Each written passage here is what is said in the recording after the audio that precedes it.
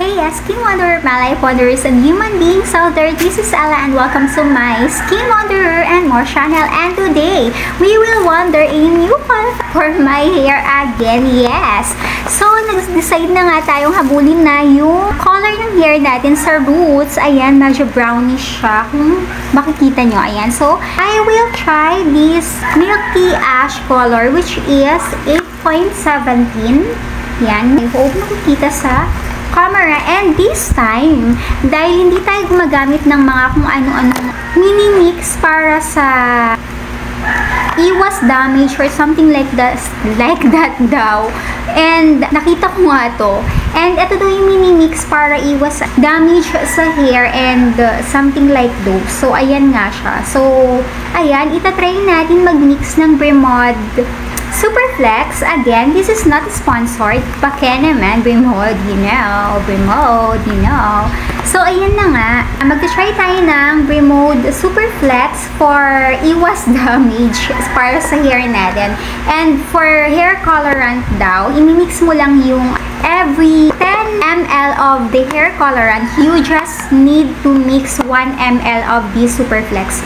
So, mag-mix tayo ng 1 bottle sa 100 ml of colorant plus 100 ml of Oxidant creams. So, ayan na. Itatry na natin habulin yung hair natin na tumubo na from the roots. I think meron na ulit tayong new hair dito sa roots natin na tumubo. Kasi, di ba, nag-color tayo ng 2 weeks ago pa lang. But this time, I wanna try na habulin na ulit yung color natin. Since, dark naman na yung sumunod na color. So, dahil meron na tayong black ulit sa roots natin, magta-try na akong maglagay ulit ng color. Hindi na tayo magta-try ng mga iba-ibang color na parang ipalight natin or iwanan natin, ganyan. So, ilalahat ko na siya, buong buho ko, lalagyan na natin ng hair colorant. So, this time nga, maglalagay na tayo ng less damage or iwas damage. I think this is supposed to be iwas damage, not just less. But, ayun na nga. So, mag-add tayo ng Superflex. So, wet it. So, ilagay na nga natin yung ating 8.17 Milk Tea Ash. Ayan, meron tayong 8.17 Milk Tea Ash. So, ilagay na natin siya. So, ito na nga, I put on 200 ml of 8.17 Milk Tea Ash on our tub. Ayan. So, mag-a-add na tayo ngayon ng ating 12% oxidizer.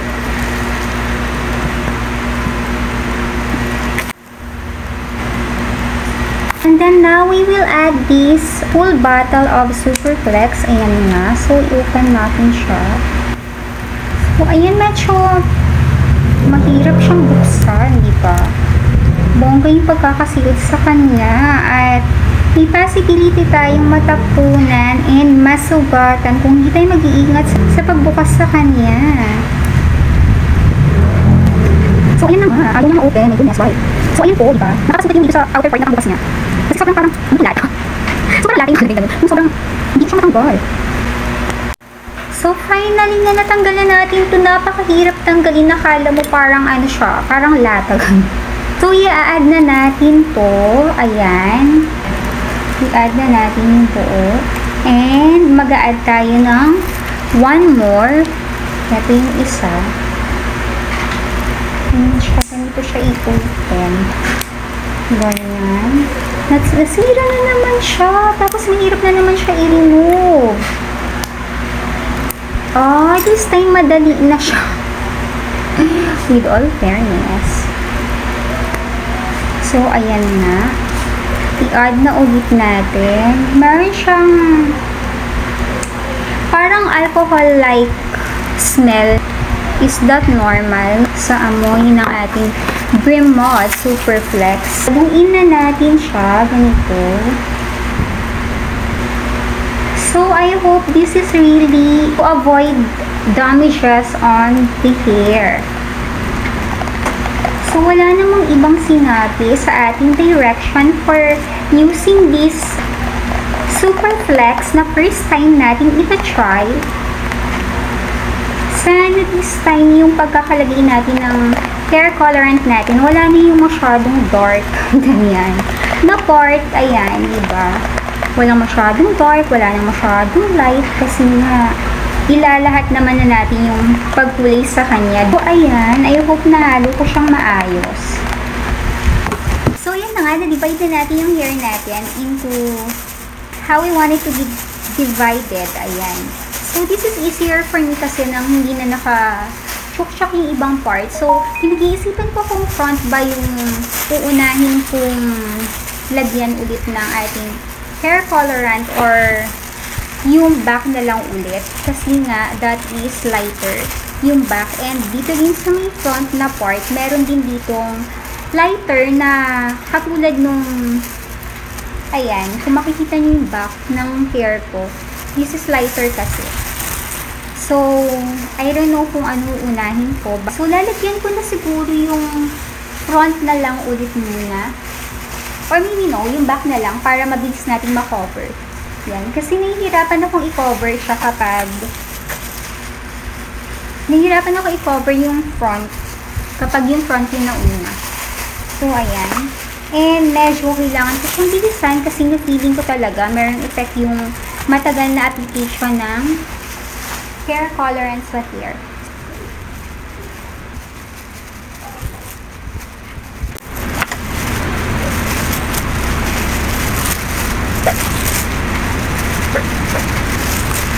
So, ayan, meron siyang texture na parang iba yung texture. Iba yung texture niya. Ngayon, ina-applyan pa lang natin ng with Super Flex. Ayan. Parang this time, I can feel the parang hapdi sa anit. I don't know kung normal ba yun. Normal po pa yung ganon na may mararamdaman na agad tayo na parang mahapdi sa anit natin. Ayan. Or hindi siya normal. Kasi yung mga una kong application ng ating hair colorant, parang wala naman siyang ganong klase ng yan, walang hapdi sa anit natin. Yung mga unang lagay ko ng hair colorant sa kanya. Even nung naglagay ako ng yung bleach, hair bleach, parang hindi naman ganito kahapdi yung pag nilalagay mo pa lang. And I don't know, parang ang tapang ng hair colorant natin this time. Nabasa ko kasi kay Google. So, nag-Google tayo. Is it okay if I color or dye my hair again after 2 weeks? Ganyan. So, si Google, eto si Google eh. Sabi kasi ni Google, it's okay daw. Yung buhok naman natin ay mabilis humaba. So, para lang mahabulan natin siya ng hair color. Parang ganon. So, i-check ko na rin to. Diba? I hope milk tea ash will milk tea ashing here. You know? Ayun na nga. Diba? So, ilalagay na natin siya ganyan.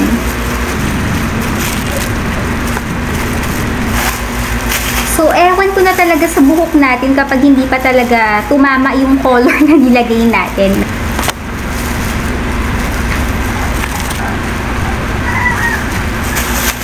And yes, hindi tayo sumusunod doon sa nilagay na right way to apply the hair colorant. Kung mapapanood yung iba kong mga naunang videos na even sa paglalagay natin ng bleach, diba? Hindi ko na siya ginadalawang lagay na nauna yung lower part or middle part pababa doon sa ends ng hair natin. Tapos mag-a-add na lang tayo ng hair colorant sa may roots, diba? After ng 20 minutes, ganyan. Kasi it's working fine naman sa hair natin yung ganitong klase ng application. And this is easier. So, nilalagyan ko ng bongga yung sa may roots kasi nga dyan yung dyan yung ma-dark na part.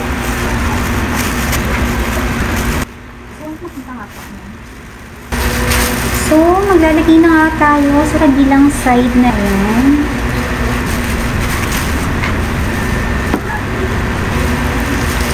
And I am getting results na parang nagiging grayish na siya. Ganyan. Ashy na siya. Ashy gray. Ganyan. So, yung color ng cream mixture natin ditong na hair color, parang siyang pag medyo ilang minutes na siyang naka-expose sa hangin, nagiging violetish siya, ganyan. Violetish, ashy na violet, ganyan. So, ilagay natin yung sa kabilang side.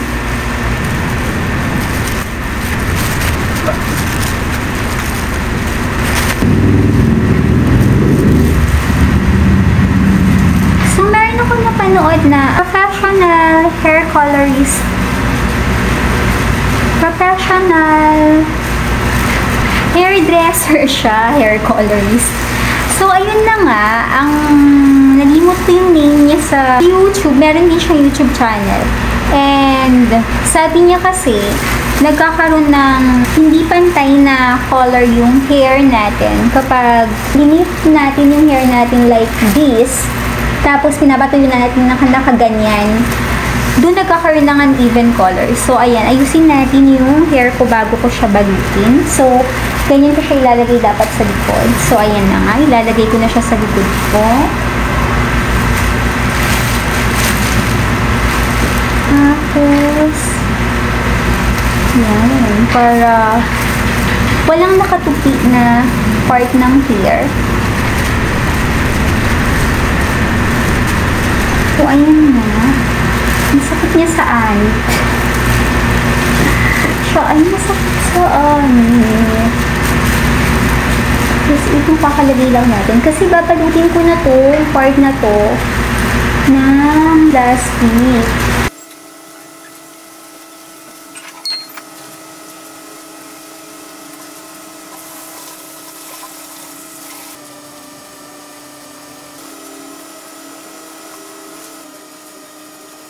So, ayan nga, wala na tayong hair na nakapit. I hope matutulog siya ng maayos. Ayan, so balutan na natin siya. So, nabalutan na nga natin yung likod. So, unahin ko na yung part na may makapal yung hair ko.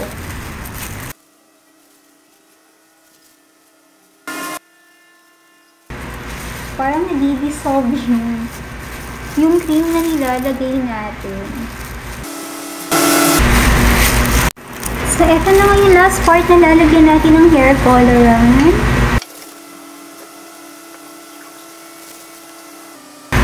So, ayan, puwera body sa color ng ating hair. Pero I'm hoping na ganito talaga yung maging result niya mamaya or mas maganda sana. So, ayan na nga. Cross fingers, you know. What is it? Let's wait for at least 30 minutes to 45 minutes para to make sure na nakakapit na yung color niya. So, what is it? 30 minutes pa lang yung over or tapos na ganyan. So, this is 40 minutes na siyang nakabalot. And I think at least 5 minutes more or i-open ko na yata siya. Ganyan. So, tanggalin ko na pala. Sige na nga, tatanggalin ko na siya. Since it's 40 minutes na rin naman, let's see kung ano result niya. Ayan na. So, ayan na siya after 40 minutes.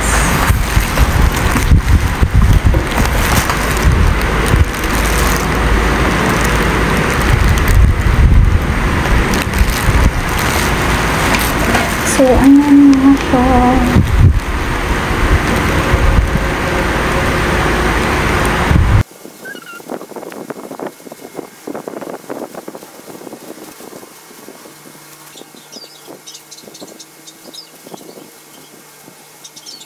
So, hindi ko alam kung anong part kung ano yung nakakasakit sa anit. Kasi nung hindi naman ako gumamit ng Superflex, wala namang ganyan, walang mga effect na ganyan na masakit siya sa anit. So, let me wait at least maybe hindi ko alam kung mag-work pa ba yung hair colorant natin. Pero, still kasi yung yung anit ko, masakit pa rin. Pero, hindi ko sure kung i-wash ko na or not. But, ayan nga. I think naka 1 hour na tayo. Exactly. 1 hour. So, ayan. Maybe, hayaan muna natin at least 5 minutes nang nakaganyan. Kasi, kakaayos ko lang ulit ng hair colorant. So, baka mas kumapit naman siya ng more, di ba? More time na hayaan natin na mag-sit yung colorant sa hair natin. So, what is it? So, eto nga, yung kilay ko nga nakababa na naman, di ba? So, ayan siya, nakababa na naman siya. Hindi ko alam kung bakit siya baba ng baba. Pero dati, hindi naman ito ganito. Anyway, hindi naman yung kilay yung, oh well, yes, speaking of kilay, I am supposed to color this din. Kaya lang na-realize ko, what if hindi maging okay yung result? So, wag na lang, diba?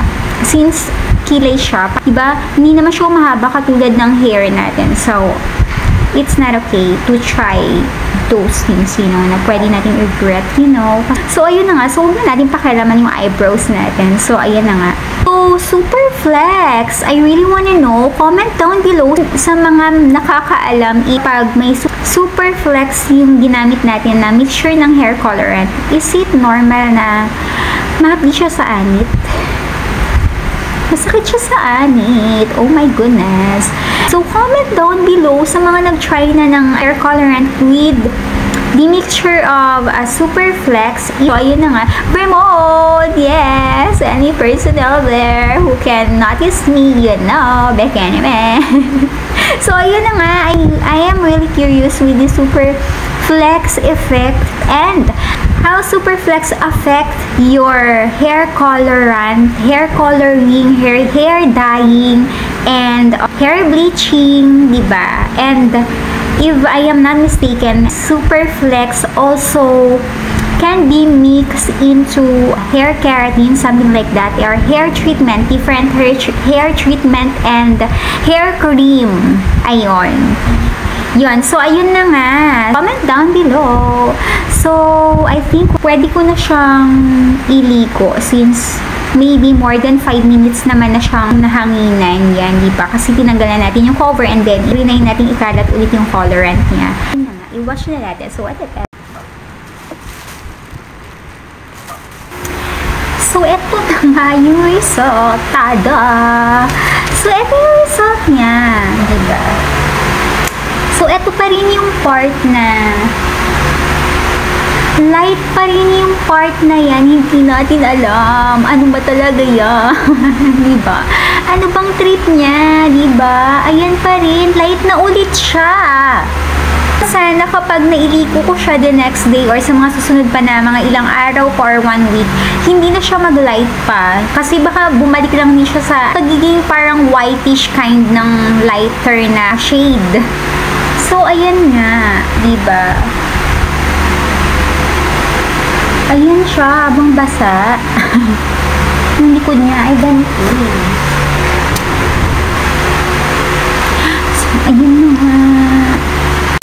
So, ayan nga, nung nakita ko yung buong part here, yan, yung mga light color niya, naging ash gray siya talaga. Bumalik lang tayo sa pagkukulay natin nung una na parang feeling natin tumalab yung ash gray. Pero eto siya ngayon. Oh, ashy nga kasi yung milk tea, diba? Pero, seriously, ito yung effect niya sa hair ko. Ayan siya, oh. Diba? Parang inuulit-ulit ko lang yung mga hair color na nailagay ko na, pero different shade yung ginamit ko. Na hair colorant, pero ayun yung bumabalik pang rin yung mga hair color na nauna, diba? So, okay na to. Okay naman siya, pero hindi ko na-achieve yung color na ine-expect ko. That's 8.17 milk tea ash kasi.